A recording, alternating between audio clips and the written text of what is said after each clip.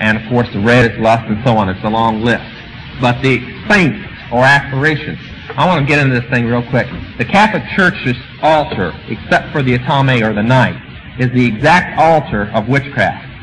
And according to the reports I can get on the Nicene Council, most of the ministers at the Nicene Council that set that heresy up were from the Temple of Diana, which is witchcraft. So, everything, the bell, the incense, the whole ritual, their holy water is a salt water mixture. This comes from witchcraft, which they do exorcism with. Everything that they do comes out of witchcraft, and they can't get around it. Yes. Okay. Did everybody hear that question? Okay. He wants me to explain the Council of 13. I'll explain what that is, if you were probably wondering. And what their purpose or thrust is. Okay. All right. If you'll all, just give you a second, reach in your billfold. You can put it in the offering plate later. Reach in your billfold and take out a $1 bill real quick. We'll settle the whole thing. I'll let you ask your federal government later how this got on the $1 bill.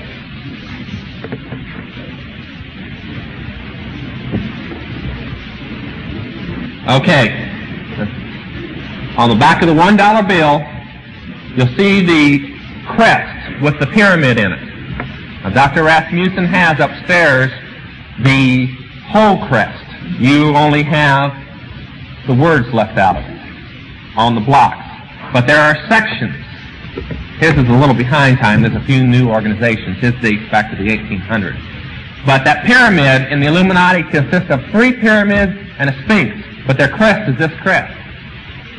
The Illuminati is the occult organization that we belong to. It means the light bearers. The witches call it Mariah, the conquering wind. But it's the capstone above. The eye is Lucifer. The triangle of the capstone is the tribunal of the Rothschild family, which is called the Holy Family. They lead the Illuminati. They would be Paul, Peter, for the Catholics, all the saints, and Mary, and everybody rolled into one, and the Pope. They are the voice. The doctrine of the occult teaches that Lucifer comes and sits at their dining room table. When they see the table, they leave 13 chairs out, and the 13th one is for Lucifer to sit in himself. They set him a plate and everything. Now, I've been there in the mansion, and I've seen this go on. And they, in turn, direct to the top block of that pyramid. And that top block is the Council of 13 of the Grand Druid Council, which I was a member of. Now, the Druid system of government is not that the politicians run everything. It is the same system that Rome had. The priests let whoever wants to rule the government, but the priest must rule the ruler. Now, I'll let that sink on you for a while. And I want to throw this in. It will cause a lot of controversy, I'm sure, but it's a fact.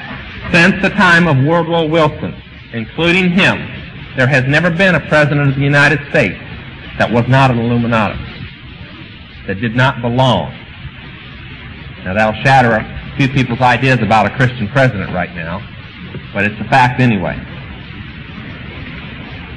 And the Grand Druids, although they're just supposedly everyday people like me, you look at me now, I'm this way. I was a different way when I was in witchcraft. And part of my authority was whatever governors, senators, or political people were in my area took direct political orders from me, which I in turn did not think of, but simply translated to them from the orders that we got from London, from the Rothschild family. Now that's the Council of 13. The thrust is that when I left in 72, they had a chart that said in 8 years, they would have the whole world. And from remembering that chart, I haven't seen one thing through the news media not happen on schedule according to that chart. I would say that that's about right. I would say the word today would be Maranatha, that he's coming real quick, because theirs is coming real quick. They have it. It's not that far away. Okay. Yeah. It'd be easier to give you the names who aren't. About 99%. Okay? The man who pulled me out of jail became an attorney general under Ford. It was William Saxby. Now Now that gives you two names to start with. The best way is to find out who belongs to the CFR or who belongs to the CFR. Yeah.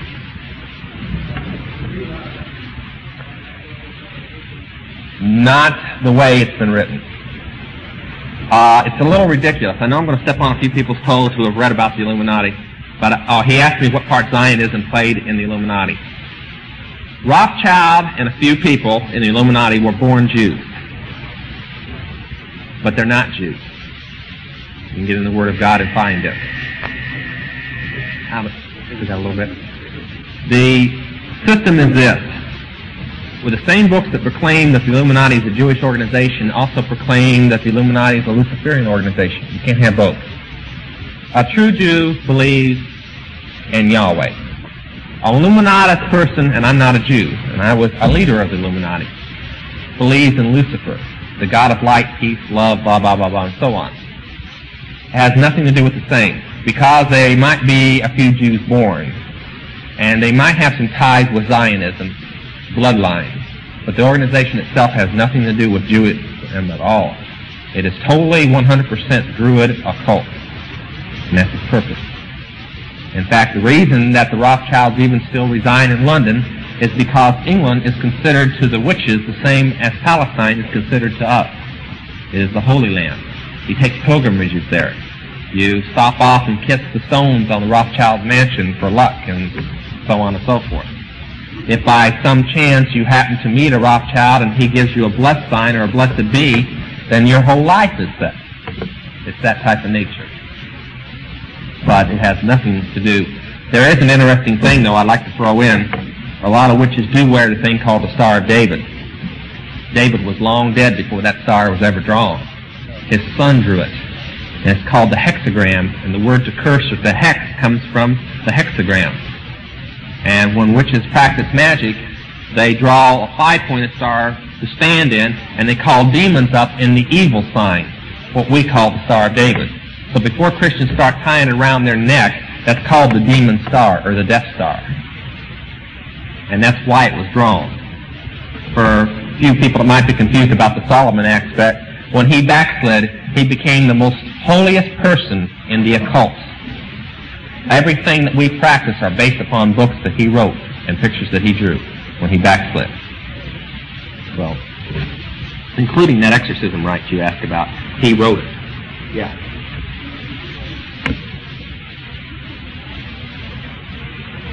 Absolutely.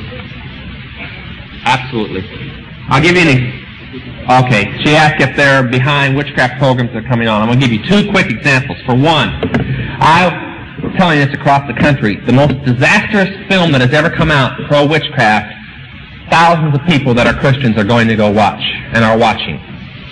I was told by a bunch of Christian people across the United States in every city I went to, you got to go see this movie. There's no sex, there's no violence, there's, you know, it's just an old kind of, how would you put it, I can't think of the guy in the 30s that was a sequence in outer space movies, Flash Gordon type picture. So I went and watched it. It used words and beliefs that are the innermost beliefs in witchcraft. They're not even the ones spoken of in the open. And witches don't call it witchcraft. They call it the Force. It's called Star Wars. And the whole thing is centered around 2/3 of the movie is based on the Force. That you're stronger when you die, you're reincarnated, you receive guides from people who are dead. It's ESP. See, the biggest line about witchcraft is that it's not bad. It's neither good nor bad. It's the person that's good or bad. And this movie emphasized that a lot. That witchcraft was okay as long as you were a good person. So, adults, before you let them go. And the other one I want to hit real quick is how many remember Bewitched? It's probably one of the main reasons that witchcraft grew, it and Dark Shadows. Bewitched was written by a witch. The belief of witchcraft is you're born a witch, and that the mortals, or everyday people who don't practice, are dummies. You remember that in the thing?